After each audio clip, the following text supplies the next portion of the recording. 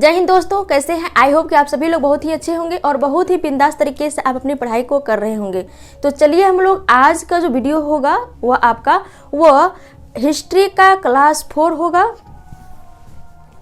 देखिए, इससे पहले मैं आप लोगों के लिए हिस्ट्री का 3 क्लास ले चुकी हूँ और जिसमें कि मैं आप लोगों को बताई हूँ फर्स्ट क्लास में प्रागैतिहासिक क्या होता है, उसके बाद बताई हूँ कि आदि ऐतिहासिक के अंतर्गत जो आपका सिंधु सभ्यता आता है, तो सिंधु सभ्यता की भी मैं 2 क्लास ले चुकी हूँ। तो आज जो होगा आपका सिंधु सभ्यता से संबंधित यह आपकी 3rd क्लास होगी। ओके, यदि आप लोग इस वीडियो में अभी नए हैं, इस चैनल में नए हैं, तो आप इस वीडियो को देखने से पहले इससे पहले वाले जितने भी क्लास में 3 क्लास आप लोगों को बताई हूँ उस क्लास को ज़रूर देखें, ताकि आप इस वीडियो को देखेंगे तो आपको जो ये वीडियो समझने में आसानी होंगे। तो चलिए आज जो है सिंधु सभ्यता का जो बचा हुआ पार्ट है उसके बारे में हम लोग देखते हैं। सिंधु सभ्यता, देखिए सिंधु सभ्यता से संबंधित जो 2 वीडियो जो हम लोग देखे जाने, उसमें हम लोग क्या क्या पढ़े थे कि सिंधु सभ्यता की विशेषताएं क्या है। हम लोग यह जाने थे कि शहरी सभ्यता है, उसके बाद इसका फैलाव जो है पाकिस्तान और भारत में भी है। यह किस तरह की सभ्यता है, तो शहरी, और इसका फैलाव जो है भारत और पाकिस्तान में है। पाकिस्तान के अंतर्गत कौन कौन से जो है इम्पोर्टेंट प्लेस है उसके बारे में जो है इससे पहले वाले वीडियो में हम लोग देखें।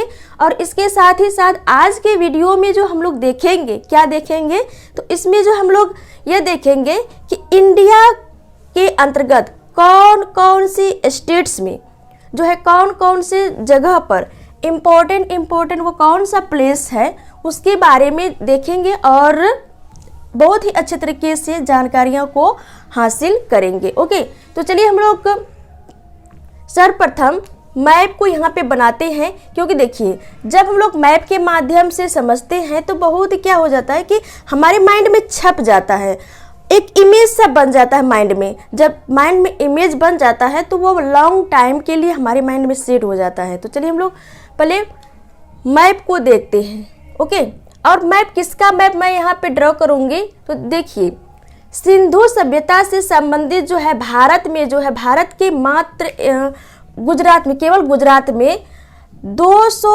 शहरों में जो है सिंधु सभ्यता से संबंधित जो है खुदाई की गई है। तो सर्वप्रथम हम लोग गुजरात में देखते हैं, उसके बाद जो आपका है राजस्थान है, उसके बाद आपका हरियाणा है, उसके बाद आपका पंजाब है। तो उसके बारे में हम लोग बाद में देखेंगे। उसके बाद जो भी आप सिंधु सभ्यता से संबंधित विशेषताएं वगैरह है उसको हम लोग फिर देखेंगे। ओके, तो इससे हम लोग सिंधु सभ्यता की जो भी विशेषताएं हैं वो वीडियो के स्टार्टिंग में भी देख चुके हैं, उसके बाद जो भी बची खुची होंगी वो लास्ट में देख लेंगे। तो चलिए मैं यहाँ पे गुजरात के मैप को खींचती हूँ।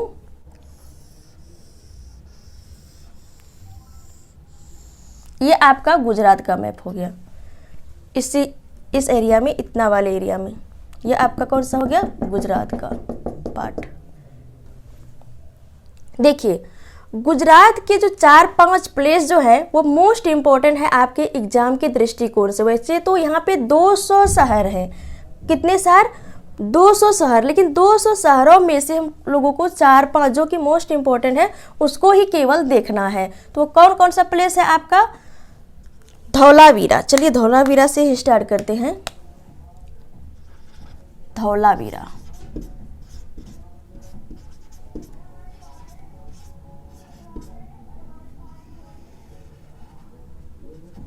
देखिए धौलावीरा जो है, धौलावीरा की क्या खासियत है, क्या आपके एग्जाम के दृष्टिकोण से इम्पोर्टेंट है, तो धौलावीरा जो है यह हिंदू सभ्यता की सबसे बड़ी जो है क्या है, यह एक स्थल है। क्या है, यह सबसे बड़ी स्थल है।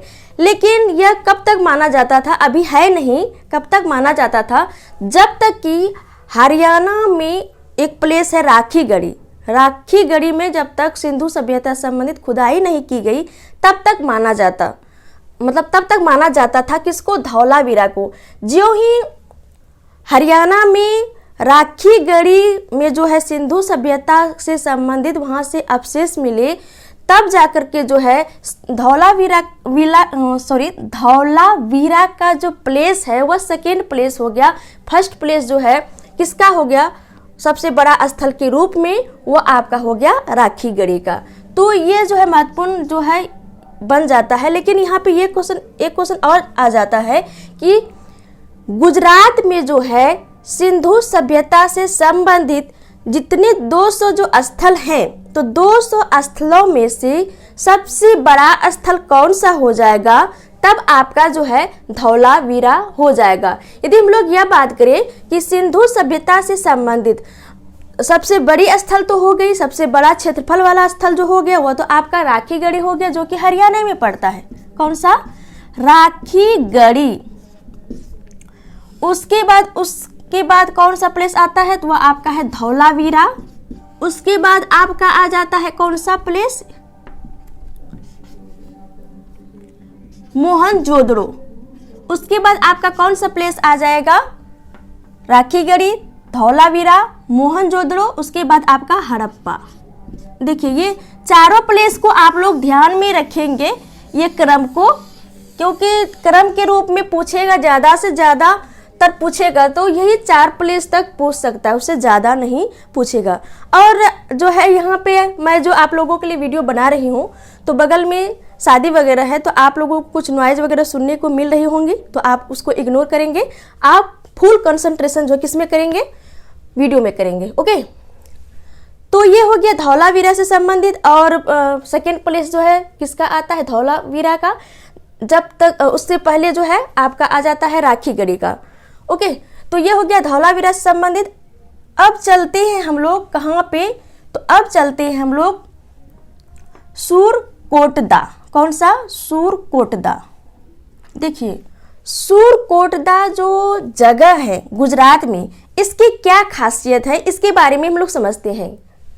सूरकोटदा, देखिए सूरकोटदा से संबंधित हम लोग इससे पहले जो पाकिस्तान में बहुत सारे जो प्लेस हम लोगों ने देखे, तो वहाँ पे सूर से नहीं, कोटदा से संबंधित जो है बहुत सारे प्लेस को देखे। जैसे कि आपका हो गया सुतका गेंडोर, एक तरह से सूर से मिलता है।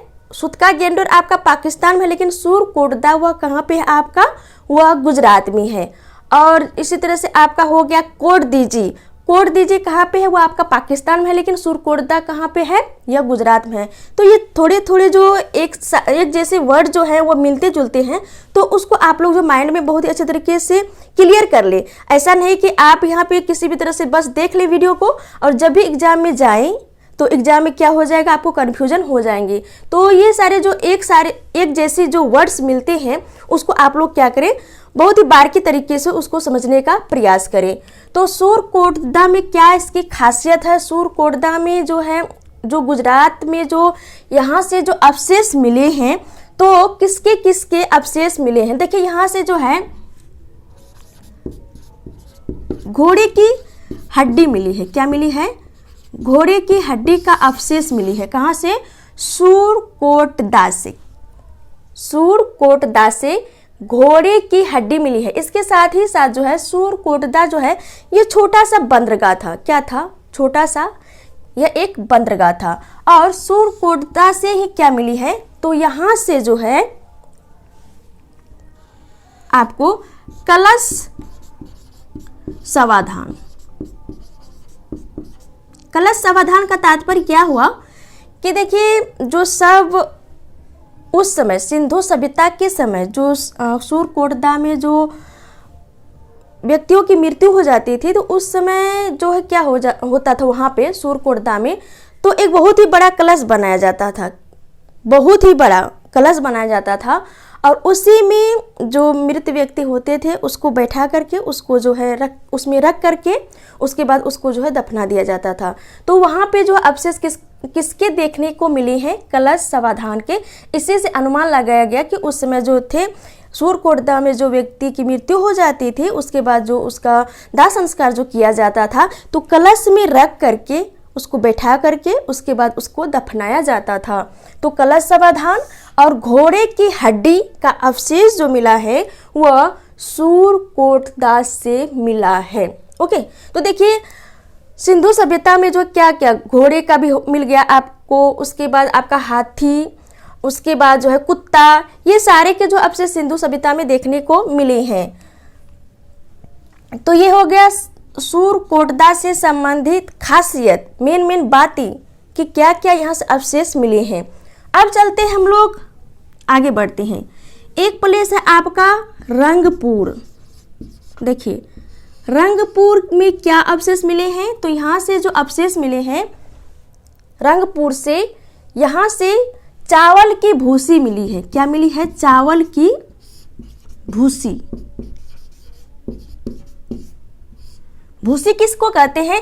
जो चावल होता है, चावल का जो ऊपर वाला पार्ट होता है उसको हम लोग क्या कहते हैं? भूसी। तो चावल की भूसी जो मिली है वह रंगपुर में मिली है, तो इसकी यही खासियत है। आगे बढ़ते हम लोग।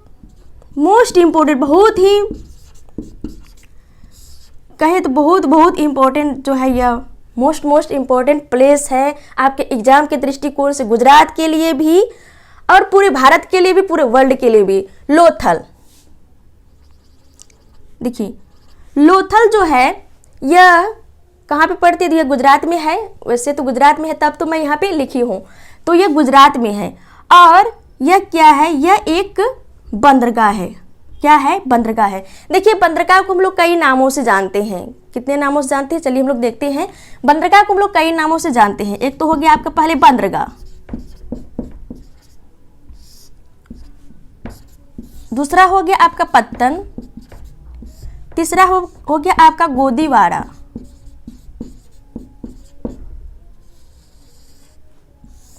तो लोथल गोदीवाड़ा कहाँ पे पड़ता है? तो वह आपका गुजरात में पड़ता है। ओके, तो गुजरात में क्या क्या, एक तो आपका देखिए यहाँ पे तो ये बंदरगाह है। सूरकोटदा भी बंदरगाह था लेकिन छोटा सा बंदरगाह, लेकिन लोथल बहुत ही बड़ा बंदरगाह। और यहाँ से जो है भारत का उस समय सिंधु सभ्यता के समय यहाँ से ईरान अभी प्रेजेंट टाइम में या कहे तो बहुत दिनों पहले ही ईरान का नाम, ईरान जो है ईरान फारस एक था।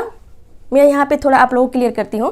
देखिए भारत से जो है, भारत के लोथल से व्यापार होता था कहाँ पे? फारस में व्यापार होता था भारत से। और उस फारस को हम लोग प्रेजेंट टाइम में ईरान के नाम से जानते हैं। किसके नाम से जानते हैं? ईरान के नाम से जानते हैं। और यह जो नामकरण चेंज जो हुआ वो अभी प्रेजेंट टाइम में नहीं हुआ, कई सालों कई वर्षों जो है पहले, बहुत पहले हो चुका है। ओके, तो इसका व्यापार कहाँ किससे होता था? ईरान से। और कौन से बंदरगाह से किए जाते थे? लोथल से। और यह प्रमाण कैसे मिला? क्योंकि सिंधु सभ्यता जो है यह जो सत्यानाश हुआ किस तरह से हुआ, तो माना जाता है कि बाढ़ के कारण हुआ। लेकिन हम लोग कैसे पता किए, किस तरह से हम लोगों को अवशेष मिला, कैसे हम लोग जाने? तो देखिए सिंधु सभ्यता की जो एक खासियत है कि सिंधु सभ्यता के जो सिक्के वगैरह थे उस समय के, तो सिक्के वगैरह में क्या था कि एक सींग वाला जो एक जानवर होता था, एक सींग वाला जानवर, उसका जो मुहर जो था ना उसमें देखने को मिला, एक सींग वाला का। ज़्यादातर सिंधु सभ्यता के सिक्के जो बनी हुई थी तो उन सिक्कों में एक सींग वाला जानवर का जो है मुहर मिला। और वह जो जानवर था, ऐसा नहीं कि एक सींग वाला, तो जैसे कि अभी प्रेजेंट टाइम में गैंडा देखने को मिलता है, वह गैंडा भी नहीं था, न तो गाय था, लेकिन गाय की तरह ही पतला था, लेकिन उसका एक सींग था। लेकिन पता ही नहीं चल पाया कि वह जानवर है तो क्या है, लेकिन सिर्फ ये नाम रख दिया एक सींग वाला। तो एक सींग वाला जानवर का मुहर में सिक्का में उसका मुहर पाया जाता था। तो वह एक सींग वाले सिक्के का प्रमाण ईरान में देखने को मिला। कहाँ पे? ईरान में।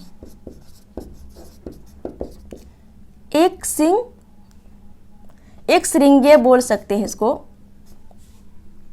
वाले जानवर वाले मुहर, यहाँ पे मुहर मैं लिख देती हूँ शॉर्टकट में, कितना मैं लिखूंगी। ओके, समझते हैं हम लोग यहाँ पे। तो ईरान में जो है भारत के यहाँ पे सिंधु सभ्यता संबंधित इसके प्रमाण यहाँ पे मिले। और ईरान का जो मोहर था ना, ईरान के मोहर हम लोगों को यहाँ पे लोथल में देखने को मिले।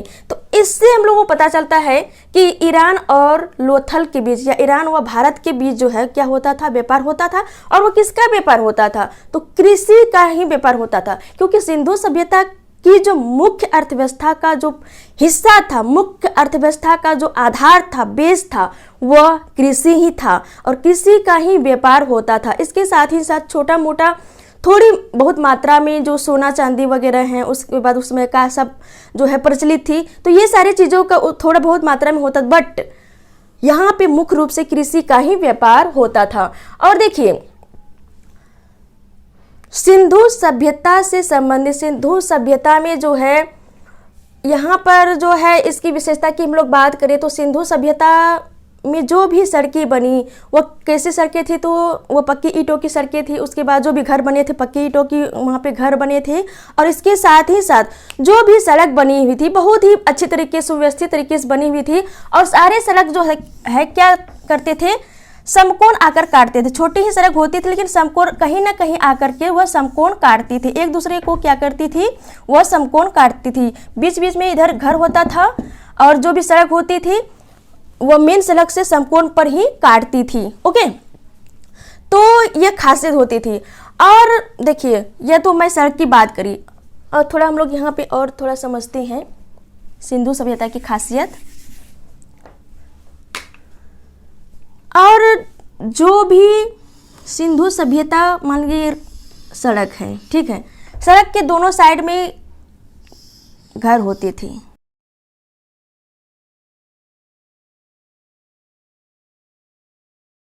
इसको मैं घर मानती हूँ। तो ये सड़क है, उसके बाद ये सारे क्या हैं, घर हैं। तो सिंधु सभ्यता में जो जितने भी प्लेस मिले हैं उन सारे प्लेसों से जो है क्या मिली है कि जो सड़क है, सड़क के किनारे घर हैं, और घरों का जो मेन दरवाज़ा होता था वह दरवाज़ा सड़क के सामने इस साइड में न खोल करके किधर खुलता था, या तो वो साइड में, या तो साइड में खुलता था वह दरवाज़ा, या तो इस साइड में खुलता था, अपोजिट साइड में, या तो यह इस साइड में। इस साइड से होकर के वह क्या करते थे, रोड पर, मेन रोड पर जाते थे, या इस साइड से होकर के वह मेन रोड में जाते थे। वह इसी कारण से ऐसा वो लोग करते थे क्योंकि मेन रोड जो होता था वह ज़्यादा चलती थी, और ज़्यादा चलती थी। उसके बाद उस समय व्यापार का जो स्रोत व संसाधन का जो संसाधन वगैरह थे, साधन थे, वो बैलगाड़ी थी। तो बैलगाड़ी वगैरह जो होती थी वह मेन रोड थोड़ा ऊंचा होता था, और जो नीचे वाला होता था वह हालांकि मिलता था समकोण, लेकिन थोड़ा सा जो है ऊंचे नीचे का फासला था, तो उसको इस रास्ते आने में थोड़ा परेशानी क्या होती थी, परेशानी हो जाती थी। और हाँ, यहाँ पे परेशानी की बात नहीं है, यहाँ पे मेन बात यहाँ पे यह है कि देखिए ये मेन रोड हो गया, यहाँ पे ज़्यादा जो है जो भी साधन हो, चाहे बैलगाड़ी ही क्यों ना हो, तो बैलगाड़ी ही उस समय की जो ज़्यादातर यहाँ का यातायात वगैरह करने का साधन था। तो मेन रोड की तरफ यदि घर का रास्ता होता तो क्या होता कि बच्चे वगैरह, जो छोटे बच्चे वगैरह होते थे, तो दुर्घटनाएं ज़्यादा होती। क्या होती, दुर्घटनाएं ज़्यादा होती। इसी कारण से देखिए कितना दिमाग, वो लोग कितनी बहुत ही अच्छे तरीके से टेक्निकल उस समय में उस तरह का डेवलपमेंट उस समय नहीं था, फिर भी कितना माइंड लगा के वो लोग सोचते थे, उसके बाद अपने घर का निर्माण करते थे। तो वे लोग इस साइड में, मेन रोड के साइड में यह जो है दरवाज़ा नहीं खोलते थे, इसी कारण से कि यहाँ पे ज़्यादा दुर्घटनाएं हो जाएंगी, इसी कारण से लोग साइड में खोलते थे।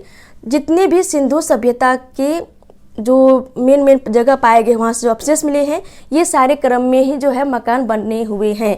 परंतु लोथल, एकमात्र लोथल ऐसा जगह पाया गया कि इसके जो घर के जो मेन दरवाजे होते थे वह साइड या अपोजिट साइड में न खुल करके कहाँ पे खुलते थे।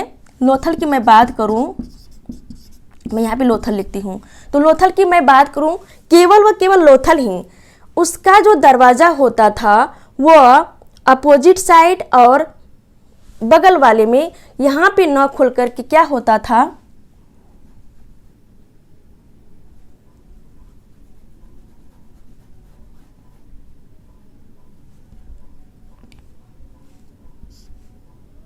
यह मेन रोड पर खुलता था। कहाँ पे खुलता था, मेन रोड पर खुलता था।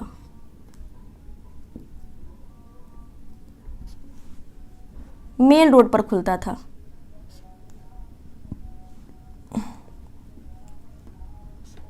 मेन रोड पर खुलता था। केवल और केवल लोथल में। और ऐसा क्यों होता था? क्योंकि देखिए लोथल जो था वो बहुत ही बड़ा बंदरगाह था। क्या था? बहुत ही बड़ा बंदरगाह था। और जितने भी सिंधु सभ्यता से संबंधित जो भी व्यापार होते थे वे सारे कहीं ना कहीं कहाँ पे आते थे? लोथल आते थे। और पंजाब वगैरह, रोपड़ वगैरह जो भी प्लेस है, कालीबंगा, बनवाली, ये सारी जो प्लेस है वे सारे जो भी व्यापार होते थे लोथल से उसके बाद ट्रांसफर होकर अदर कंट्री, जो ईरान में हमारी जो साक्ष्य प्रमाण मिले हैं कि ईरान से व्यापार होती थी तो लोथल आते थे, लोथल से जो है ईरान में व्यापार होती थी। तो ये बहुत बड़ा क्या हो गए? बहुत बड़ा बंदरगाह हो गए। और बंदरगाह अभी भी प्रेजेंट टाइम में भी ये बहुत ही बड़ा बंदरगाह है लोथल। ओके, ऐसा नहीं उसी समय था, अभी नहीं है, अभी भी लोथल जो बहुत ही बड़ा बंदरगाह है। तो यहाँ पे क्या होते थे कि व्यापार होते थे। व्यापार होने के कारण जो है क्या होते थे कि ये वाला जो एरिया है आपका, एरिया कहे या ये, तो एरिया कौन सा एरिया है? रोड का एरिया है। तो यह जो है बहुत ही भीड़ वाला हो जाता था। और जिस कारण से क्या हो जाता था कि जो भी यातायात के साधन क्या होते, बैलगाड़ी होते थे, यहाँ पे बैलगाड़ी होते थे। और बैलगाड़ी वगैरह जो होते थे, और एक तरह से भीड़ भाड़ वाला एरिया है, बैलगाड़ी वाला एरिया है, यातायात के साधन बैलगाड़ी वगैरह ही होते थे या भैंसा गाड़ी होते थे। तो वे सारे क्या होते थे कि जब भी वे लोग सामान वगैरह लेकर आते या जाते तो यहीं पे वे लोग खोलते थे। यदि ये लोग साइड होकर जाते तो एक तो क्या होता था कि जो मेन रोड होता था और जो साइड वाला का गली वाला होता था तो वो तो हालांकि मिलते थे समकोण, परंतु क्या होता था कि ये थोड़ा ऊंचा होता था। जो मेन रोड होता था वो ऊंचा होता था और जो साइड वाला जो रोड होता था वो नीचे होता था। तो एक तो सामान से लदी हुई गाड़ी है और थोड़ा नीचे जाएंगी तो टाइम का भी ज़्यादा वहाँ पे बर्बादी होगी। इसके साथ ही साथ हो सकता है थोड़ा बहुत दुर्घटना होने की भी चांस हो सकती थी, क्योंकि ऊंचे नीचे का थोड़ा फासला हो जाता था। तो इसी कारण से क्या हुआ कि लोथल में जो भी घर बनाए गई तो क्या हुआ, वहाँ पे ज़्यादातर व्यक्ति जो थे फैमिली वाले नहीं रहते थे, बिजनेसमैन वगैरह रहते थे। ऐसा नहीं कि सिर्फ वहाँ पे केवल व केवल भारत के ही लोग आकर निवास नहीं करते थे, बल्कि विदेशों के लोग भी वहाँ पे रहते थे। लेकिन ज़्यादातर लोग कौन से रहते थे? बिजनेसमैन रहते थे। जैसे मैं दिल्ली, मुंबई, कोलकाता वगैरह की बात करूँ तो वहाँ पे जो है सिर्फ भारत के लोग तो नहीं रहते हैं, अदर कंट्री के भी लोग रहते हैं। तो उसी आधार पर आप लोग लोथल को देख सकते हैं कि यहाँ पे बिजनेस वगैरह ज़्यादा होते तो बिजनेसमैन वगैरह ज़्यादा रहते थे। इसीलिए यहाँ पे जो भी घर के दरवाजे देखने को मिले हैं या सामने में मिले हैं, तो ये लोथल की मेन विशेषता रही। और लोथल में क्या देखने को मिला है? तो लोथल में देखिए, लोथल में हाथी के दांत के अवशेष मिले हैं। क्या मिले हैं? हाथी के दांत के अवशेष मिले हैं। और हाथी के दांत का क्या किया जाता था? तो हाथी के दांतों का व्यापार किया जाता, जो कि अभी भी होता है। हाथी के दांतों का व्यापार जो है अभी भी जो है गैर तरीके से लोग करते हैं।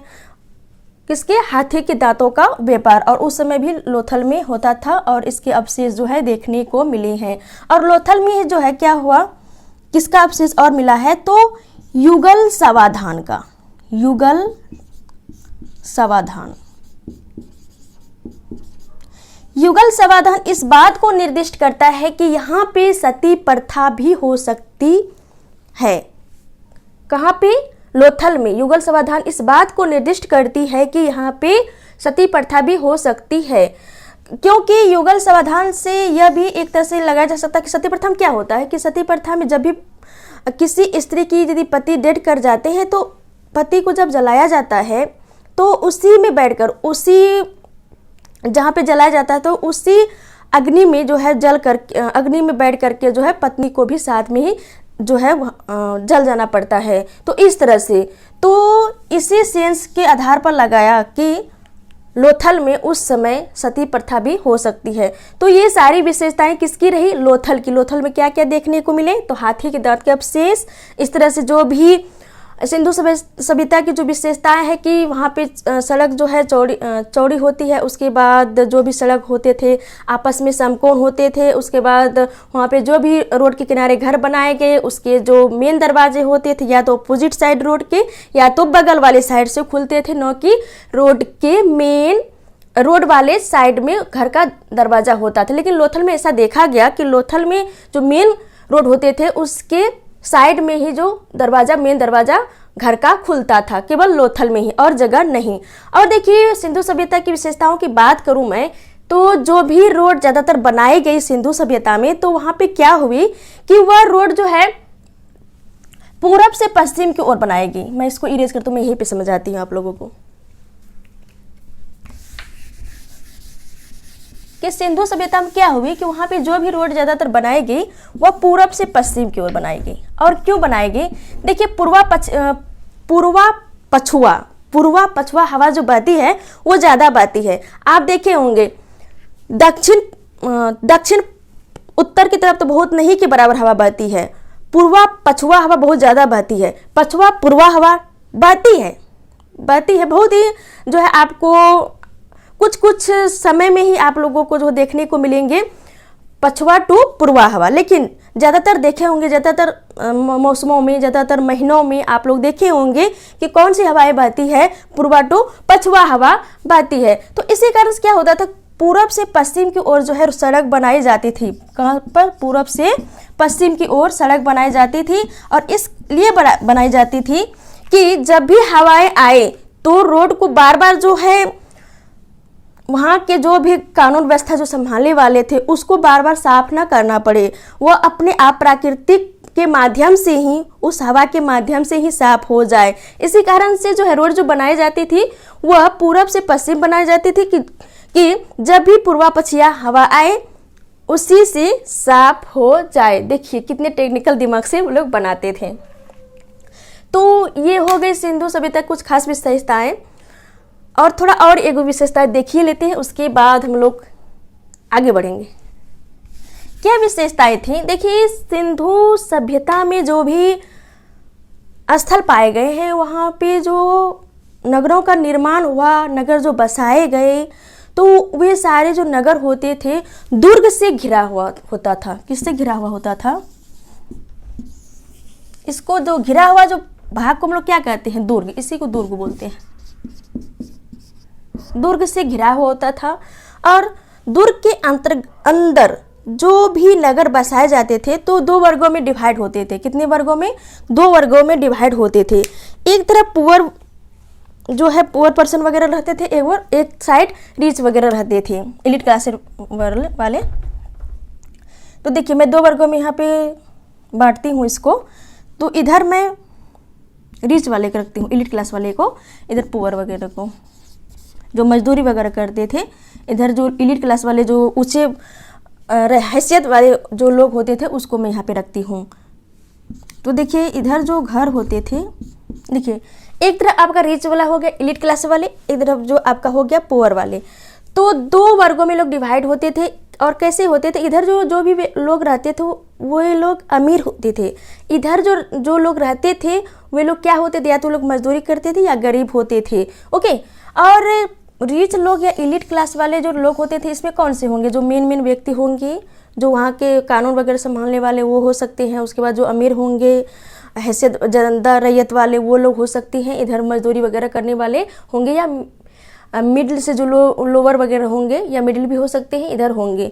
तो और लेकिन यदि हम लोग ज़्यादा एरिया की बात करें तो ज़्यादा एरिया किसका होगा? ज़्यादा एरिया पुअर वाले। क्योंकि कहीं भी देखिए ज़्यादातर अमीर लोग जो होते हैं उसकी जो जनसंख्या होती है, कहीं भी आप लोग देख ले, कोई भी अभी प्रेजेंट टाइम की ही बात क्यों ना करें, तो प्रेजेंट टाइम में भारत की ही बात करें या किसी अदर कंट्री की बात करें, तो भारत में ही केवल देखें तो भारत की कुल अर्थव्यवस्था का 70%, कितना परसेंट? 70%, 70 नहीं 70% जो है केवल 1% लोगों के पास जो है भारत की जितनी जो अर्थव्यवस्था है, भारत के पास जितनी प्रॉपर्टी है, उस प्रॉपर्टी का 70% यानी कि 70% ओनली फॉर 1% लोगों के पास उतनी पूंजी है। तो सोच सकते हैं कि किसी भी देश के भी प्रेजेंट टाइम में ही देखें या उस समय ही देखें, जो जनसंख्या होती है तो बहुत कम होती है। अमीर लोगों की जनसंख्या बहुत कम होती है, लेकिन गरीब लोगों की जनसंख्या बहुत ज़्यादा होती है। तो उस समय भी अभी भी भारत की कंडीशन देखें तो ऐसी है। तो देखिए रिच लोग जो होते थे उसकी जनसंख्या कम होती थी और उसके जो घर होते थे हटा होता था, उसके बीच में गैप होते थे, बहुत ही बड़ा शानदार तरीके से महल वगैरह होता था। लेकिन पुअर वाले इधर देखे आप लोग तो उसका घर जो होता था सटा होता था, उसके प्लेस जो एरिया होते थे बड़े होते थे। और पुअर लोग जो रहते थे, देखिए कोई भी नगर जो बसाया जाता तो नदी घाटी में बसाया जाता था। कहाँ पे? नदी घाटी में बसाया जाता था। और नदी घाटी कैसी होती है? ऐसी होती है, नदी घाटी कैसी होती है। तो इधर जो लोग होते थे वे लोग क्या उच्च क्लास वाले लोग होते थे, मतलब ऊंचे में ज़्यादा रिच लोग, ऊंचे में रिच लोग को बसाया जाता था। उसी के नीचे इस वाले तलहट्टी तो ये हो गया आपका, तलहट्टी तो बसेगा कोई नहीं क्योंकि डूब ही जाएगा। उसके नीचे जो थोड़ा सा जो निम्न एरिया जो पड़ जाता था उसमें जो थे पुअर लोग बसते थे। तो इसी के सेंस में यहाँ पे आप लोग देख सकते हैं, किसके सेंस में, इसके सेंस में आप लोग यहाँ पे देख सकते हैं कि इस तरह से जो है लोग वहाँ पे बसते थे।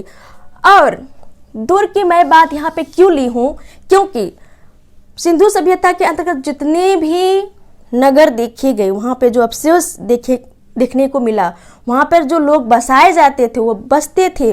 तो रिच लोग ऊंचे में, पुअर लोग नीचे में, उसके चारों ओर दुर्ग बनते थे। लेकिन एक जगह जो था वह आपका चंदहूदड़ो में जो क्या हुआ कि चंदहूदड़ो में जो है यह जो नगर था इसमें जो लोग बसे हुए थे, तो वहाँ पे क्या हो गया कि ये सारे तो यहाँ पे व्यवस्था थी, इस तरह से लोग बसे हुए थे, बट वहाँ पे जो दुर्ग जो थे ना, ये दुर्ग था ही नहीं, ये दुर्ग नहीं था। देखिए दुर्ग बनाता लोग क्यों था, ये सारे मान लीजिए सारे घर के निर्माण करने के बाद चारों तरफ लोग दुर्ग दे देते थे, दुर्ग बना देते थे। और क्यों बनाते थे, इसीलिए बनाते थे कि जब भी बाहरी आक्रमण हो इसका सुरक्षा हो, और एक ही तरफ से रास्ता होता, सब भी जाते थे एक ही तरफ से। इसमें इधर गेटियर लगा हुआ रहता था, पहरेदार लगा हुआ रहता था कि कोई अननोन पर्सन जो कि इस मोहल्ले इस नगर का ना हो, इधर से बिना पूछे बिना उसके बारे में जाने हुए एंट्री करने न दिया जाए, इसी कारण दुर्ग बनाया जाता था। लेकिन चंदहूदड़ो में जो है ये सारे वहाँ पे स्थिति देखी गई, ये सारे प्लेस वगैरह देखे गए, लेकिन वहाँ पे दुर्ग नहीं देखी गई, वहाँ पे दुर्ग नहीं बनाया गया था। तो ये क्वेश्चन आता है कि दुर्ग रहित सिंधु सभ्यता में दुर्ग रहित जो प्लेस देखे गए तो वो कहाँ पे देखे गए। तो चंदहूदड़ो कहाँ पे पड़ता है, तो पाकिस्तान में, और पाकिस्तान में देखा गया और चंदहूदड़ो वह प्लेस है। तो ये रही आपके सिंधु सभ्यता के मोस्ट इंपॉर्टेंट आपकी विशेषताएं।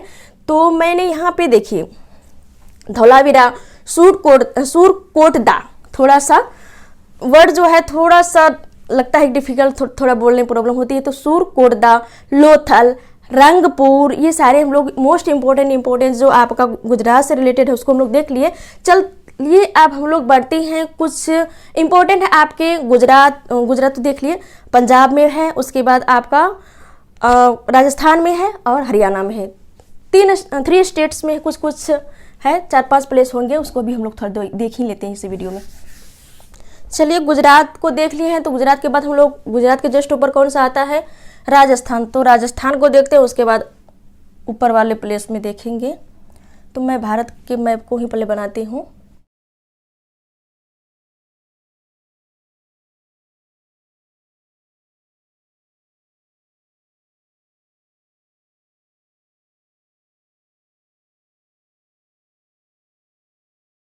ये हो गया भारत। तो भारत का यह एरिया जो है यह आपका कौन सा हो जाता है, राजस्थान। राजस्थान भारत का सबसे बड़ा क्षेत्रफल वाला क्या है, राज्य है। और यहाँ पे कौन सा जो है आपको प्लेस या नगर देखने को मिलेंगे सिंधु सभ्यता संबंधित, वह कालीबंगा है। कालीबंगा यह जो है कौन सी नदी किनारे है, तो सरस्वती नदी किनारे है, जिसको हम लोग सरस्वती को घग्घर के नाम से भी जाते हैं, घग्घर नदी के नाम से जानते हैं। यह कालीबंगा जो जगह है यह कौन सी नदी घाटी के किनारे बसी हुई है, तो वो आपका हो जाएगा सरस्वती या घग्घर नदी के किनारे। ओके, तो कालीबंगा में क्या क्या यहाँ पे जो अवशेष देखने को मिले हैं, तो कालीबंगा में काली चूड़ी, वैसे देखिए कालीबंगा का अर्थ ही होता है क्या, काली चूड़ी, और काली चूड़ी के अवशेष भी यहाँ पे देखने को मिले हैं। और कालीबंगा की जो खुदाई किए थे किसने किए थे, बीके थापड़ और बीके लाल। बीके थापड़ बीके लाल जो थे कालीबंगा की खुदाई किए थे, कालीबंगा से अवशेष प्राप्त किए थे, किससे संबंधित, सिंधु सभ्यता से संबंधित। और कालीबंगा में काली चूड़ी भी मिली है, और यह किस नदी किनारे है, सरस्वती व घग्घर नदी किनारे हैं। और यहाँ से क्या अवशेष मिले हैं, तो यहाँ से कौन से अवशेष मिले हैं, तो जुते हुए खेत के साक्ष्य, मिली हैं। तो ये 3-4 इसकी मोस्ट इम्पोर्टेंट जो है क्या है, इसकी विशेषताएं हैं, यहाँ से क्या क्या मिली हैं। तो ये रहा आपका काली चूड़ी। इसका अर्थ ही होता है, देखिए काली काली काली चूड़ी, तो काली यहाँ पे भी काली है तो काली बंगा हो गया। उसके बाद बीके थापर बीके लाल, काली बंगा में खुदाई जो की है, बीके थापर बीके लाल। यहाँ से क्या मिले हैं, जुते हुए खेत के साक्ष्य मिले हैं। तो ये हो गया काली बंगा से। अब चलिए हरियाणा में चलते हैं हम लोग। यहाँ पे तो इसको मैं हरियाणा मानती हूँ। हरियाणा जो स्टेट है भारत का, तो यहाँ से सिंधु सभ्यता से संबंधित कौन कौन से जो प्लेस पाए गए हैं, तो वह हो कौन कौन सा है, वह आपका बनवाली है, एक है आपका राखी गढ़ी। कौन सा है, राखी गढ़ी। देखिए राखी गढ़ी की खासियत क्या है, तो राखी गढ़ी जो है यह सिंधु सभ्यता की सबसे बड़ी क्या है, सबसे बड़ी स्थल है। वो कौन सा है, राखी गढ़ी है। ओके, तो यह जो है इसकी खासियत है। और दूसरी है आपका बनवाली। बनवाली, देखिए नाम कितना सुंदर लगता है ना, कि बनवाली नाम से लगता होगा कि यह जो नगर है यह कितना अच्छा होगा, इसके जो स्ट्रक्चर है, ढांचा है, यह कितनी अच्छी होंगी। लेकिन ऐसा नहीं था, लेकिन इसका जो स्ट्रक्चर है ऐसा नहीं था, बिल्कुल ही अच्छा तरीके से नहीं बना हुआ था। कैसा था, जैसे कि देखा गया है कि हर जगह सिंधु सभ्यता के जितने भी 350 जो अभी तक खुदाई की गई है शहरों में, तो वहाँ पे जो है सुव्यवस्थित तरीके से सड़क होती थी, मकान वगैरह जो बनाए जाते थे सुव्यवस्थित तरीके से बनाए जाते थे, हर नगर में नाली बनाए जाते थे, तो ये सारी की व्यवस्था थी। लेकिन कहाँ पे, बनवाली में जो है सड़क जो होती थी वह ठीक तरीके से नहीं होती थी। वह कैसी सड़क होती थी, जैसे कि देखा गया कि समकोण सड़क होती थी, एक दूसरे को समकोण पर काटती थी, सीधी सड़क होती थी। लेकिन बनवाली की सड़क जो होती थी टेढ़ी सड़क। कैसी सड़क, टेढ़ी सड़क। ऐसी सड़क होती थी, ऐसी मतलब टेढ़ी सड़क, सीधी सड़क तो होती नहीं थी, जैसे समकोण पर नहीं काटती थी, बिल्कुल ही टेढ़ा मेढ़ा सड़क होती थी। ओके, टेढ़ी सड़क होती थी। दूसरी हम लोग यदि इसकी बात करें तो बनवाली में क्या थी, तो बनवाली में नाली नहीं, नाली वगैरह का जो था वहाँ पे निर्माण वगैरह नहीं किया गया था। तो नाली नहीं होने के कारण यहाँ पे क्या की गई थी, तो यहाँ पे सोख्ता का निर्माण किया गया था। किसका, सोख्ता का निर्माण किया गया था। सोख्ता क्या होते हैं, देखिए मार्केट में भी या गांव में ज़्यादातर देखे होंगे कि गांव में जो क्या होता है ना, कि जो चापाकल होते हैं, चापाकल वगैरह जो होते हैं, तो चापाकल के साइड में ही बड़ी बड़ी गड्ढा खोद दी जाती है, उसके ऊपर कुछ रख दिया जाता है। या तो हो सकता है वह सीमेंट का बना हो, या तो वो हो सकता है कि बत्ती वगैरह होते हैं गांव में उसका बना हो। ओके, तो ये सारी चीज़ों से जो है उस सोख्ता, नीचे में गड्ढा खोद दिया जाता है, उसके ऊपर कुछ ढक दिया जाता है ताकि वो पानी जो है ज़्यादा मतलब प्रदूषित हो और वो बाहर में ज़्यादा प्रदूषण ना फैलाए, इस कारण से तो बड़ी बड़ी गड्ढा खोद दी जाती है। और वह जो चापाकल का जो पानी का जो यूज होता है, जो यूज करते हैं, यूज होने के बाद जो पानी शेष बचा हुआ पानी जो उस गड्ढे में चले जाते हैं, तो उस गड्ढे में क्या होता है कि धीरे धीरे पानी नीचे सूखने लगता है। और कभी कभी क्या होता है कि एक गड्ढे नहीं, एक गड्ढे के साथ दो गड्ढे भी खोद दिए जाते हैं। जब एक गड्ढा भरता है तो दूसरे गड्ढे में उसका पानी को, चापाकल के पानी को ट्रांसफर कर दिया जाता है। और तब तक जो है क्या होता है कि पहले वाले गड्ढा जो भरा हुआ होता है, जो वो क्या होता है धीरे धीरे सोख लेता है, सूख जाता है, तो उसी को क्या कहा जाता है, सोखता। ऐसे मार्केट में देखने को मिलता है, लेकिन मार्केट में जब बहुत ही अच्छे तरीके से उसका सुव्यवस्था होता है तो मार्केट में बहुत कम ही देखने को मिलता है, लेकिन गांव में अधिकतर आपको देखने को मिलेंगे, तो उसी को कहा जाता है सोख्ता। और हर घर में जो है बनवाली में हर घर में सोख्ता बना दिया जाता था कि घर होते थे, घर के आंगन घर होते थे, घर के आगे जो आंगन वगैरह होते थे तो आंगन में ही क्या कर दिया जाता था, सोख्ता का निर्माण कर दिया जाता था।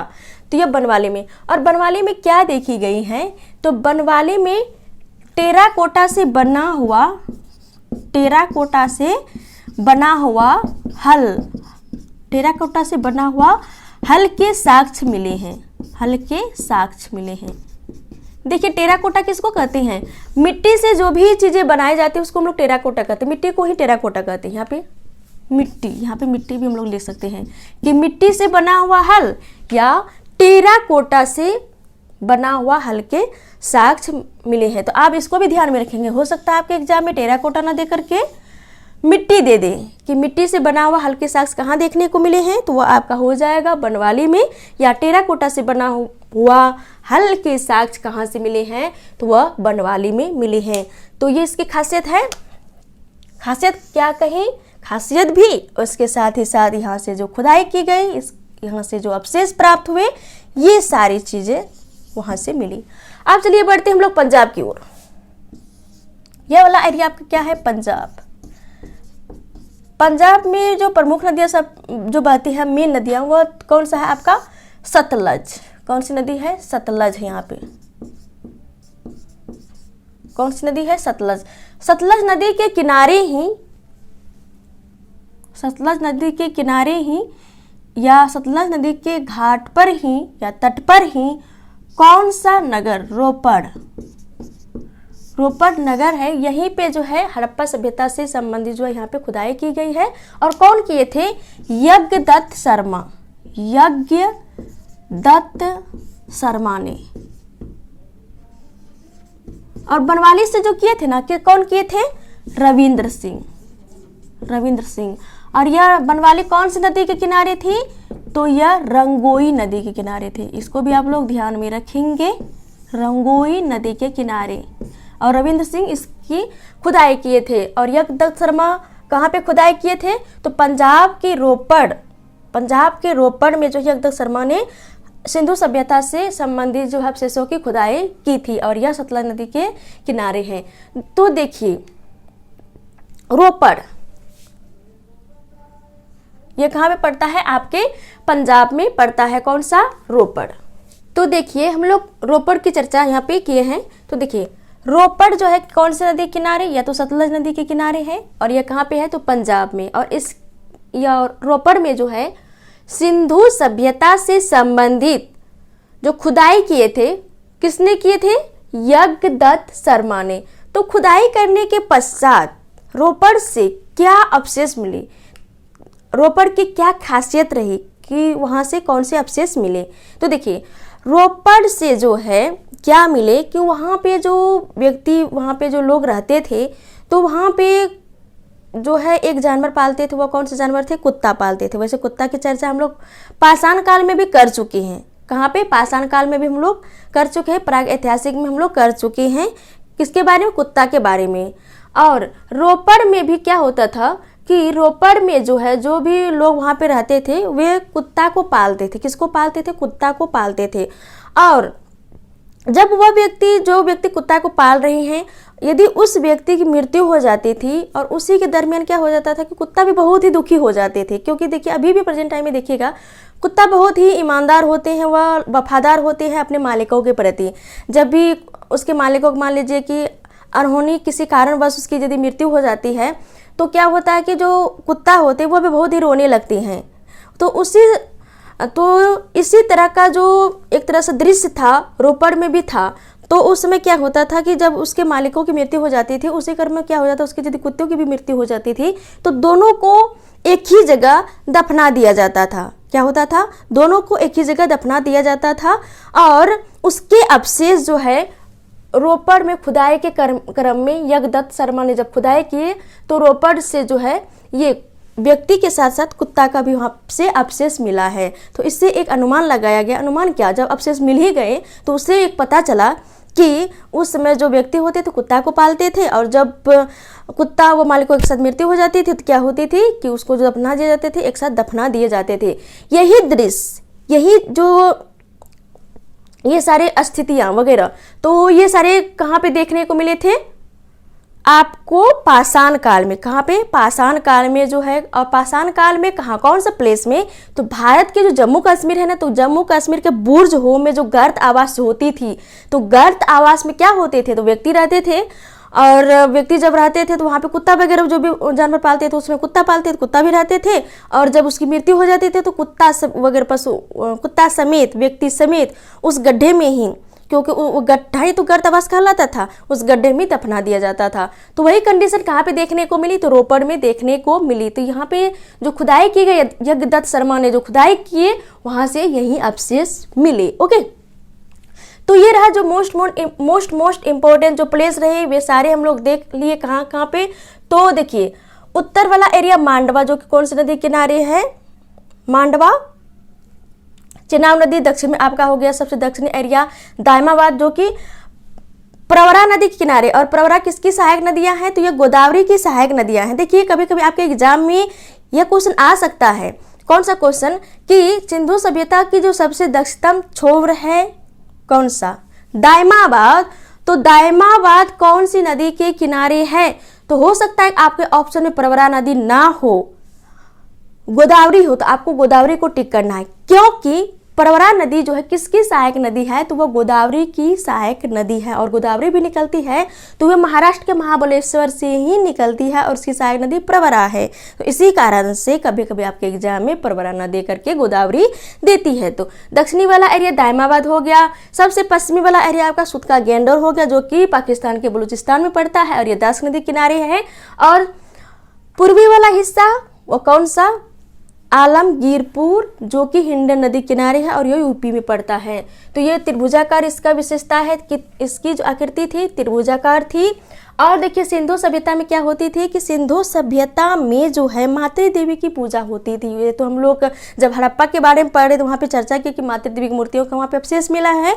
और यहाँ पे जो सिंधु सभ्यता में जो थी ना, तो वहाँ पे मातृ सत्तात्मक थी। कैसे सत्तात्मक थी, अभी देखिए भारत की चर्चा करें या अदर कंट्री की भी देखें तो पितृसत्तात्मक से हमारा तात्पर्य यह हो गया कि देखिए जब भी कोई बच्चा कहीं पढ़ने लिखने जाता है या कहीं जाता है तो सर्वप्रथम किसका नाम पूछा जाता है, पापा का नाम। कि आपके पापा का नाम क्या है, उसकी माँ का नाम भी आता है, ऐसा नहीं आता है, लेकिन सेकेंड में बाद में आता है, लेकिन पहले पूछा जाता है कि आपके पापा का नाम क्या है। तो इससे एक तरह से पता चलता है कि पितृसत्तात्मक समाज है। लेकिन जो हमारी सिंधु सभ्यता थी ना, तो वहाँ पे मातृ सत्तात्मक थी। कोई बच्चा को जो उसका नाम पूछा जाता था तो उसको ये पूछा जाता था कि आपके पिता के नाम क्या है या तुम्हारे पिता का क्या नाम है, यह नहीं पूछा जाता था। वहाँ पे उस समय क्या पूछा जाता था, वहाँ पे उसकी माँ का नाम पूछा जाता था। तो इससे पता चलता है कि उस समय किस तरह की जो सत्तात्मक थी, मातृ सत्तात्मक थी, पितृसत्तात्मक नहीं थी। ओके, तो ये रही विशेषताएं सिंधु सभ्यता की। हम लोग देख लिए कि शहरी है, उसके बाद भारत की नहीं विश्व की सबसे पहली शहरी सभ्यता है, और इसका जो व्यापार होता था ईरान से होता था। क्या क्या विशेषताएं हैं, हम लोग ये सारी चीज़ें देख लिए। लेकिन एक तरफ से देखिए तो हम लोग शुरू से लेकर के सिंधु सभ्यता में शुरू से लेकर के कि कब से इसका शुरुआत हुआ, तो 2500 ईसा पूर्व से, वो भी कब से, ईसा मसीह के जन्म से 2500 ईसा पूर्व। यदि हम लोग प्रेजेंट टाइम से लगाकर देखें, अभी कितना 21वीं सदी चल रही है, तो अभी से लगाकर देखें लगभग तो 4500 वर्ष पहले जो थी सिंधु सभ्यता थी। और इसका जो अंत हुआ, सत्यानाश जो हुआ सिंधु सभ्यता, वह किस तरह से हुआ, तो बहुत विशेषज्ञों का, बहुत इतिहासकारों का यह मानना है कि इसका जो अंत हुआ, सत्यानाश हुआ, तो किस कारण से हुआ, तो सबका अलग अलग मानना है। लेकिन ज़्यादा जो प्रूफ मिला है वह बाढ़ के कारण मिला है। किसके कारण, बाढ़ के कारण। यह माना गया है कि सिंधु नदी में बाढ़ आई थी, जिसके कारण सिंधु सभ्यता का अंत हो गया। ओके, तो इस तरह से जो हम लोग सिंधु सभ्यता के बारे में शुरू से लेकर लास्ट तक बहुत ही अच्छे तरीके से मैप के माध्यम से समझे और यहाँ पे देखे भी। ओके, तो मैं अपने तरीके से और आप लोगों के तरीके से भी जो है मैं बहुत ही अच्छे तरीके से आप लोगों को वीडियो प्रोवाइड करी हूँ। आई होप कि आप लोगों को जो भी मैं आज का तीसरा वीडियो हो गया आपका सिंधु सभ्यता से संबंधित, फर्स्ट वीडियो, सेकेंड वीडियो और थर्ड वीडियो, वैसे मैं हिस्ट्री से रिलेटेड आप लोगों को 4 वीडियो प्रोवाइड करा चुकी हूँ। 4 में से 3 जो है आपका वह सिंधु सभ्यता से संबंधित है। आई होप कि सिंधु सभ्यता इन तीनों वीडियो को देख लेते हैं तो आपको बहुत ही अच्छे तरीके से आपके माइंड में आ जाएंगे। और मैं आप लोगों को एक बात बोलना चाहूँगी कि एक पाषाण काल से ही एक प्लेस था, वो कौन सा प्लेस था, सराय नाहर राय, जिसको कि हम लोग सराय बहादुर राय के नाम से भी जानते हैं, यह पाषाण काल का एक महत्वपूर्ण प्लेस था जो कि यूपी में पड़ता है। यहाँ पे किसके साक्ष्य मिले हैं? तो मध्य पाषाण काल में जो है, मध्य पाषाण काल में पशुपालन से संबंधित एक अवशेष मिले हैं। यह जो पॉइंट है मैं पाषाण काल जब आप लोगों को करवा रही थी वहाँ पे नहीं बताई थी। देखिए मैं भी एक आदमी हूँ, जब कंप्यूटर से गलती हो सकती है तो मुझसे भी कहीं ना कहीं थोड़ा बहुत हो सकता है, एक दो पॉइंट मिस रह जाए, लेकिन मैं पूरी तरह से कोशिश करती हूँ एक बहुत ही अच्छे तरीके शुरू से लेकर के अंत तक मैं सारे चीज़ों को आप लोगों को कराते चलूँगी। लेकिन हो सकता है कभी बीच में छूट जाए तो आप लोग जो है कवर कर लेंगे। ओके, तो मैं कोशिश कर यही रहता है मेरी कोशिश कि बहुत ही अच्छे तरीके से आप लोगों को बता दूं। तो एक कमेंट आई थी कि मैम आपने जो पाषाण काल के बारे में बताई है तो उसमें आप जो है सराय नाहर राय या सराय बहादुर राय के बारे में नहीं बताए हैं, तो मैं अभी बता दी। ओके, तो ये रहा आज के लिए आप लोगों का वीडियो। आप लोगों को मेरा उम्मीद है कि यह वीडियो आप लोगों को बहुत ही अच्छे तरीके से पसंद आए होंगे। यदि पसंद आए तो इस वीडियो को लाइक करें और ज़्यादा से ज़्यादा फ्रेंड्स के पास इसको शेयर करें। और अभी तक आप इस फैमिली नए सदस्य हैं तो इस चैनल का सिंधु सभ्यता का हिस्ट्री सेशन का लाभ लेने के लिए इस चैनल का मेंबर जरूर बने। तो चलिए फिर मिलते हैं आपके नेक्स्ट वीडियो में, तब तक के लिए जय हिंद जय भारत।